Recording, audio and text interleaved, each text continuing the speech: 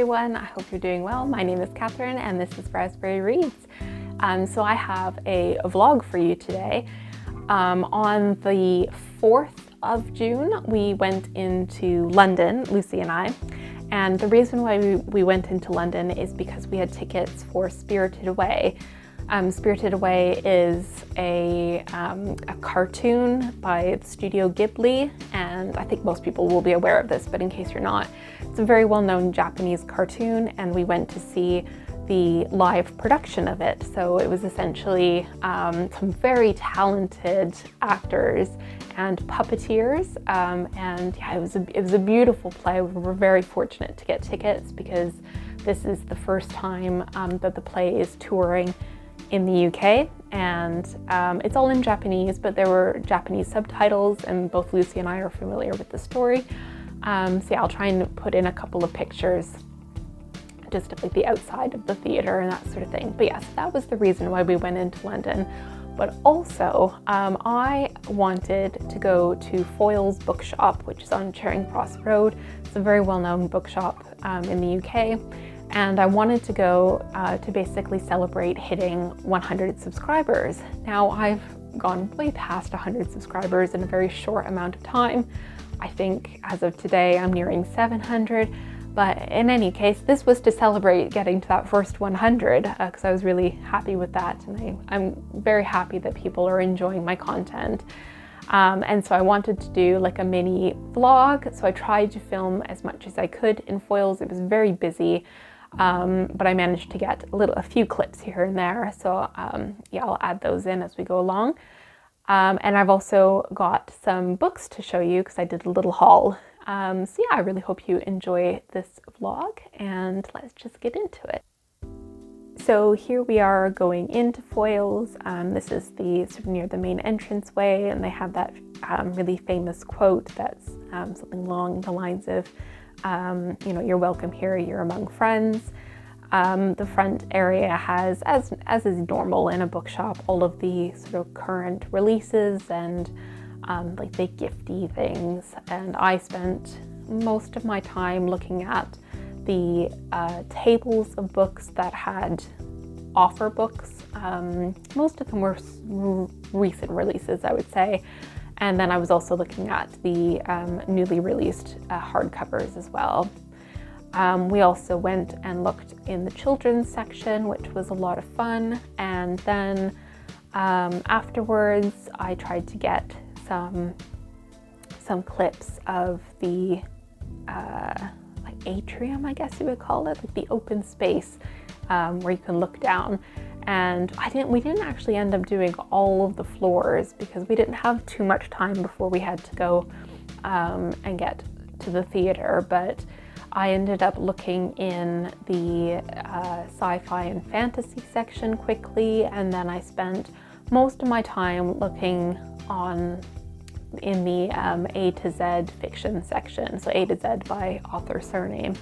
And yeah, they had so many wonderful books. I was hoping to get like a Foyles special edition. I didn't know if such a thing existed, but as far as I could tell, they didn't really have anything that was specifically created for Foyles. Hi everybody, just checking in. I'm at Foyles on Charing Cross Road in London, and I'm very excited. Oh, and look, I just found Lucy. Come here. Join me. We will both say a very quick hello from London. But yes, we had a really lovely time looking around Foyles. I could spend all day in there, just sort of wandering up and down all the different floors. But yeah, had a great time, and I hope to get there again one day soon.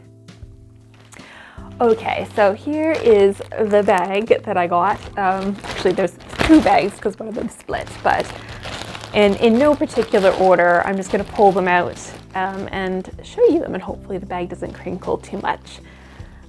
So first up, we have Birnam Wood by Eleanor Catton.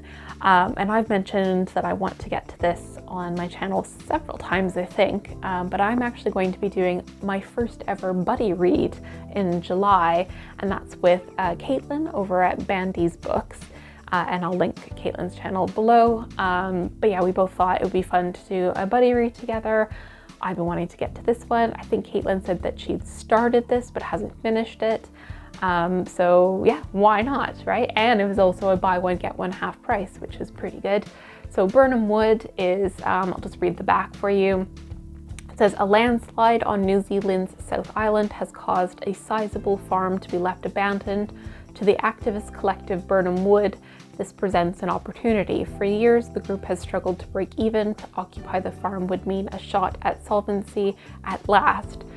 But they hadn't figured on American billionaire Robert Lemoyne, who also has an interest in the place. Can they trust him? And as the collective's ideals and ideologies are tested, can they trust each other? Yeah, so I'm very excited for this. I love sort of social commentaries and anything to do with environmentalism. So yeah, look out for my thoughts on Burnham Wood at the end of July, early August. It's like Christmas, even though I already know what they are because I bought them myself. Here's another one that I picked up, and this is for Read Historical Fiction 2024. That's the readathon that Shelley over at Shellyish is hosting. Again, I'll link her channel down below as well if you're interested.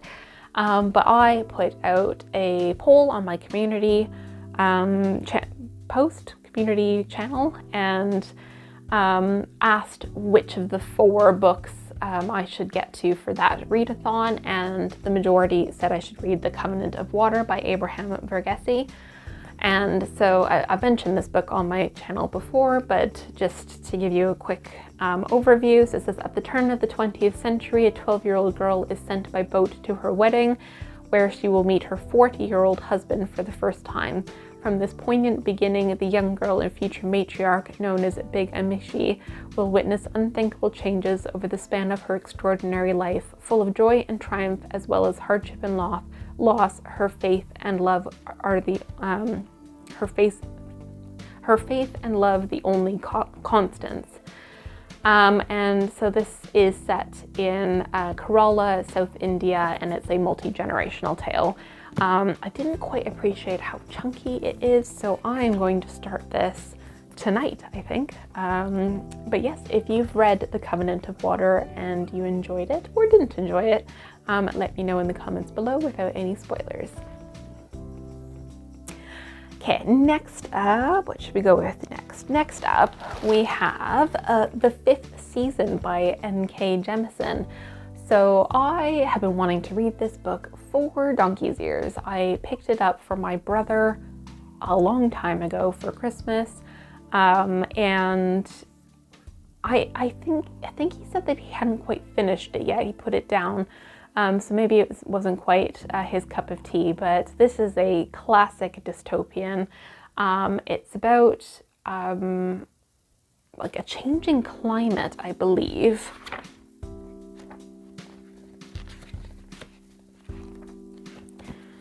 Okay, I can't actually find any sort of synopsis or easily identified synopsis on this, but yes, I believe it's about sort of a world where there's lots of sort of natural disasters, and on the back it says things like there's a murder, there's a missing daughter, there's betrayal, what else? And then the tagline is, "This is the way the world ends for the last time."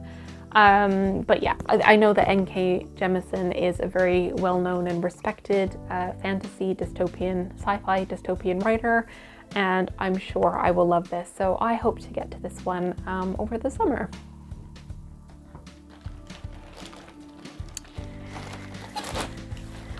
Right, next up, and it's probably not a surprise, is The Familiar by Leigh Bardugo.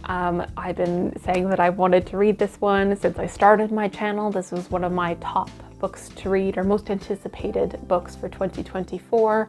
I've heard some mixed things about this actually, and I've tried to avoid any explicit reviews about it because I would really rather go in just knowing sort of the basics about what it is, and then make my own conclusions, and then maybe look at what other people have to say. But yeah, so this one is about, what is her name? Lucia.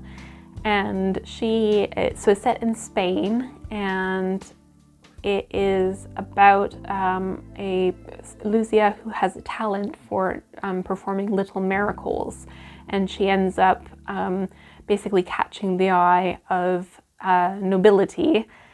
And yeah, so it says, with the pyres of the Inquisition burning, she must use every bit of her wit and resilience to win fame and hide the truth of her ancestry, even if that means enlisting the help of an embittered immortal familiar whose own secrets could cost her everything. So yes, I love a bit of historical fiction. I love a bit of fantasy. I'm very excited to get to this one. And again, I think this is one that I'll read maybe in July or August. I doubt I'll get to it in June, to be honest, but well, you never know. And if you have read The Familiar, and without spoiling it, what did you think?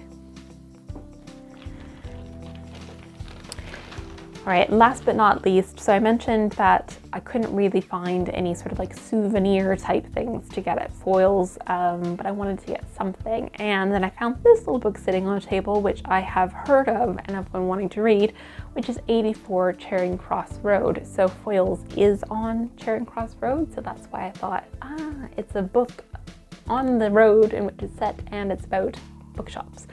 So yes, this is by Helen Hanff. So this says, in 1949, Helen Hanff, a poor writer with an Aquarian taste in books, wrote to Marks & Co., booksellers of 84 Charing Cross Road, in search of the rare editions she was unable to find in New York. Her books were dispatched with polite but brisk efficiency. But seeking further treasures, Helen soon, is it Helen or Helena? I'm not sure. It's Helene. So Helena soon found herself in regular correspondence with bookseller Frank Dole, laying siege to his English reserve with her warmth and wit. And as letters, books, and quips crossed the ocean, a friendship flourished that would endure for 20 years. And this is it's a memoir of friendship and bibliophilia, and yeah, it just sounds so cute, and it's not long at all. I mean, yeah, under 250 pages, but I just thought, like, what a cute little souvenir for my time in London. And yeah, so those are all the books that I picked up at Foyles.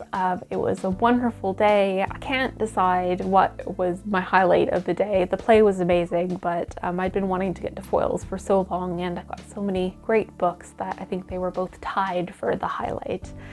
But yes, that just leaves me to say that I hope you're doing well. I hope you're enjoying whatever it is that you're reading, and I look forward to seeing you really soon. Take care.